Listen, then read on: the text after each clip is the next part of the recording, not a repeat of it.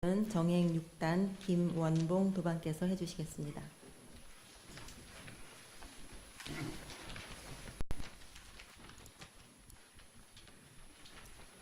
안녕하십니까. 정행 6단 김원봉입니다.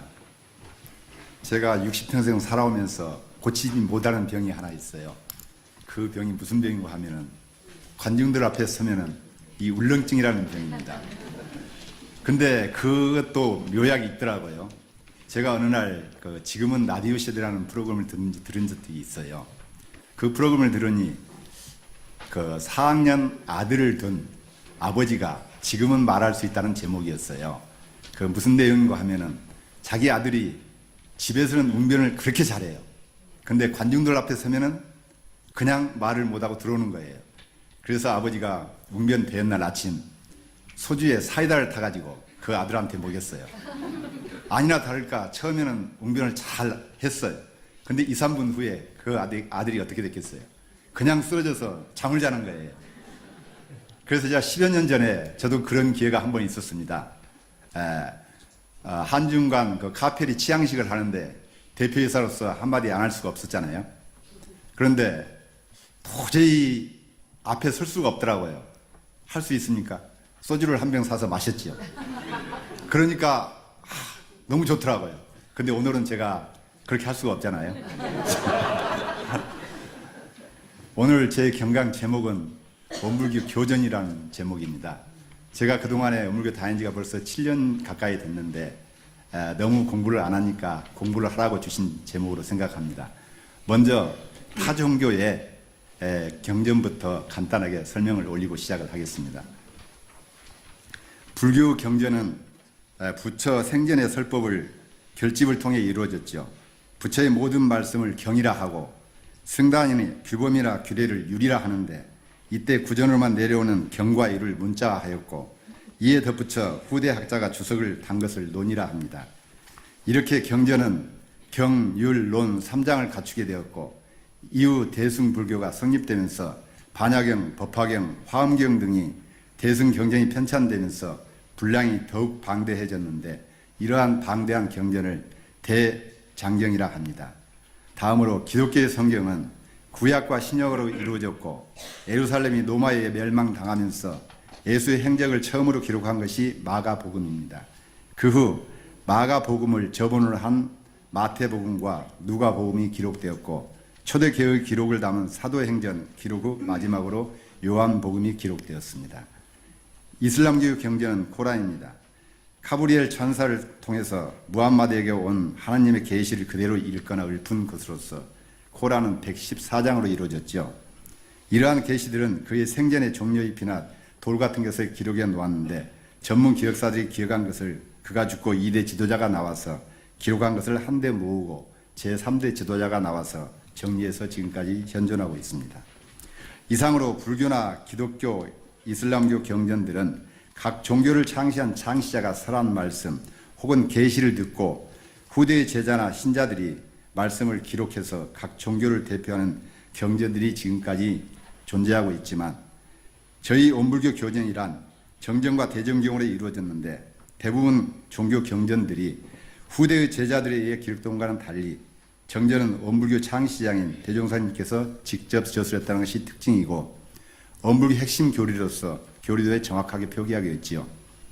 대종경은 대종사님께서 법회 석상이나 제자들에게 설한 말씀을 열반 후에 제자들이 종합 편찬한 것입니다.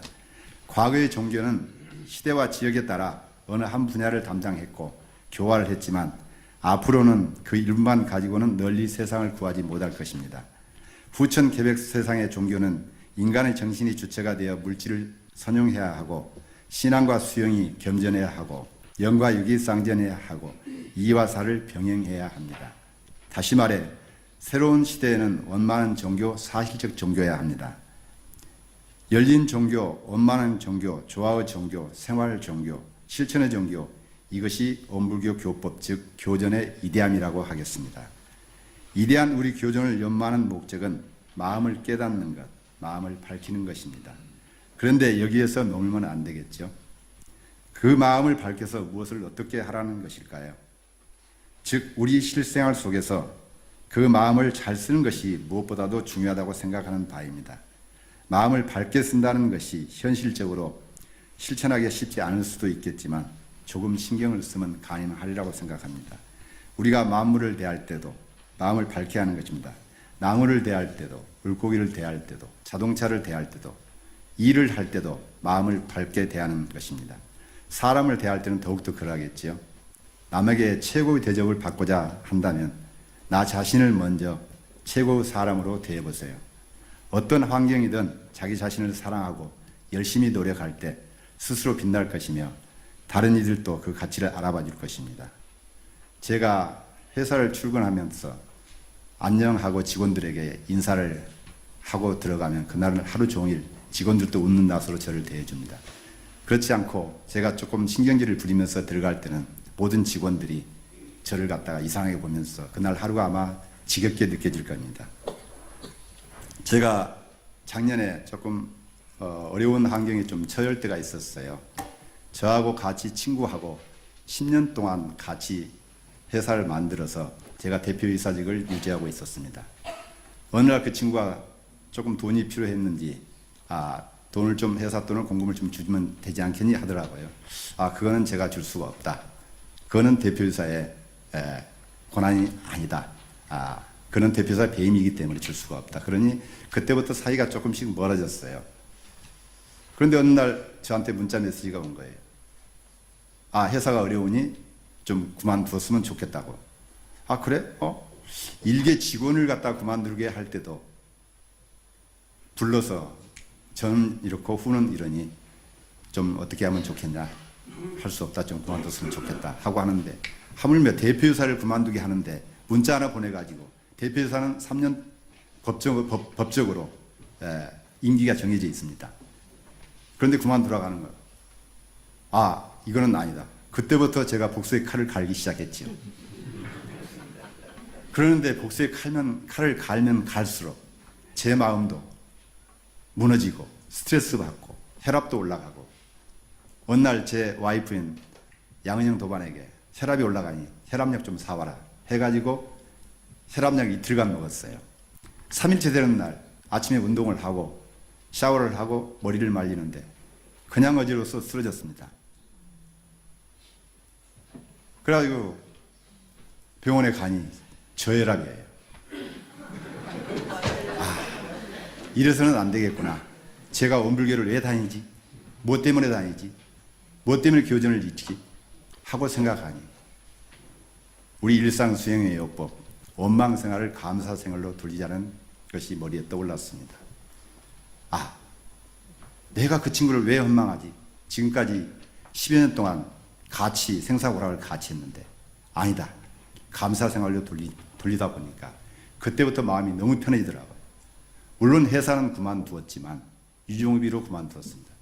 지금도 그 친구하고 같이 자주 만나고 그 덕분에 또한 저는 타 회사의 대표이사로서 지금까지 잘 살고 있습니다. 그때 제가 원불교를 믿지 않았으면 제가 이 자리에 설 수 있겠습니까? 원불교 덕분에 타 회사의 대표이사도 맡게 되고 지금까지 잘 살고 있습니다. 아무튼 우리의 위대한 그 교전을 여러분을 또 연마하여 자기 마음을 내려놓고 저희들 마음을 맑게 밝게 훈훈하게 파랑 고려부터 벗어나서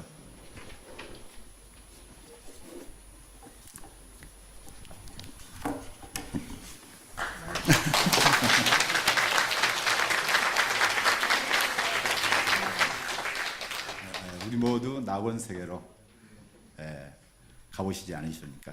감사합니다.